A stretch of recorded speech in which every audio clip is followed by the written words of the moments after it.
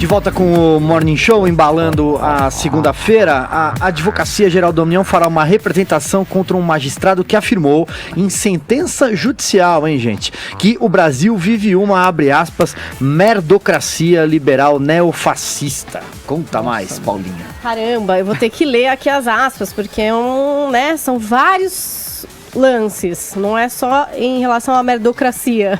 Sobrou para todo mundo aqui nesse fechamento aqui do Jerônimo Marcelo D2 do Judiciário. Como que é o nome do sujeito, Paulinho? O juiz do trabalho Jerônimo Azambuja Franco Neto. Então, tem esse termo aí que ele colocou, a meritocracia neoliberal, neofascista, está aí para quem quiser ou puder ver.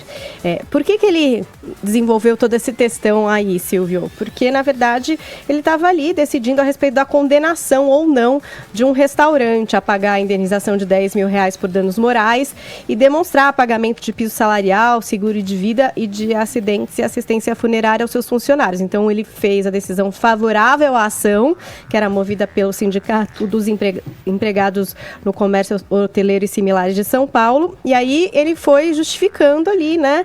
Por quê?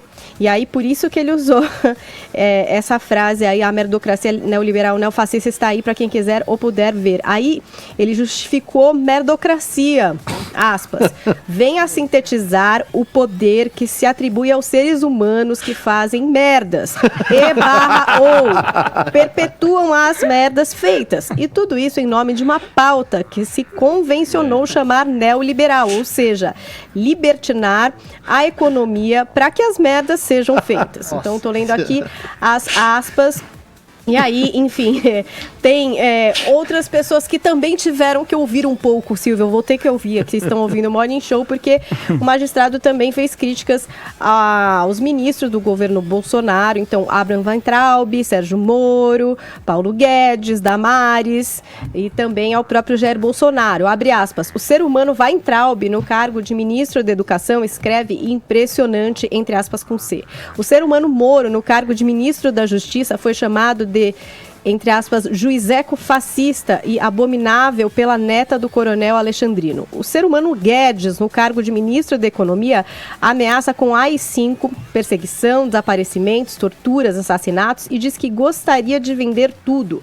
O ser humano Damares, no cargo de ministro da Família, defende, aspas, abstinência sexual como política pública. O ser humano Bolsonaro, no cargo de presidente da República, é acusado de incitação ao genocídio indígena no Tribunal Penal Internacional. E aí, como vocês bem podem imaginar, isso deve ter mexido ali com o pessoal do Judiciário. O ministro-chefe da Advocacia Geral da União, André Mendonça, já postou ali no Twitter o seguinte: o linguajar utilizado na sentença, característico de um militante partidário, não de um juiz, foge da técnica jurídica e claramente viola o Código de Ética da Magistratura.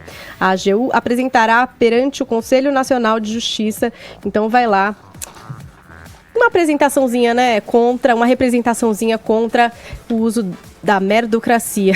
Ô, Adriles, você se sente vivendo numa meritocracia liberal neofascista?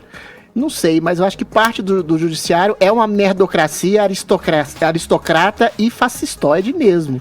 Porque estabelecer que o Estado tem que dar todas as benesses para o cidadão através de falsas inclusões sociais, por exemplo, aluno que chega analfabeto funcional, que é empurrado para dentro da universidade, porque não teve exatamente a possibilidade de ter um mérito de uma escola de base forjada, você fazer um governo que maquia exatamente a falta de produção, falta de produtividade, um trabalho que não gera exatamente o cultivo ao mérito, que só dá a esmola e que cultiva exatamente só o benefício da esmola, sem exatamente ensinar o sujeito a trabalhar, a pescar. Isso sim é que causa uma aparente merdocracia. O governo Bolsonaro está trazendo mais empregos, está flexibilizando as relações de trabalho, não está incutindo exatamente essa legislação trabalhista torpe, que que gera, e essa sim, realmente inspirada na carta fascista del Lavoro, lá do Getúlio Vargas, que gera uma possibilidade enorme de direitos, mas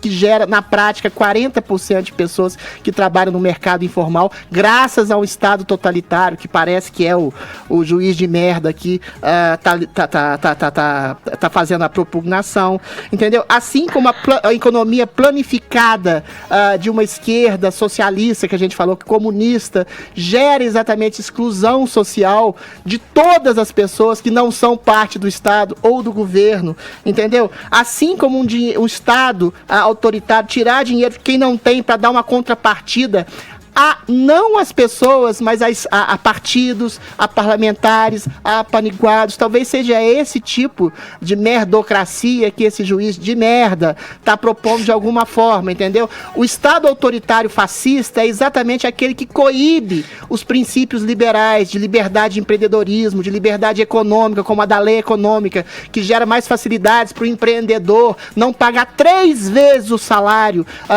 de um empregado, ou seja, que não gera funcionamento das empresas. Empresa, eu estou falando, pelo amor de Deus, não é o Odebrecht, não, é sorveteria, é padaria, é banca de revista, é o cara que emprega, que gera trabalho, que gera esforço, que gera renda, que gera crescimento econômico. O Estado, por si, não gera rigorosamente nada. O Estado é um mediador. O Estado, quando muito, ele gera algum tipo de fomento, quando ele trabalha direitinho e assume o tamanho que ele deve ter, o fomento ao empreendedorismo, que gera crescimento econômico, que gera bem-estar social, ao contrário do que esse juiz de merda falou.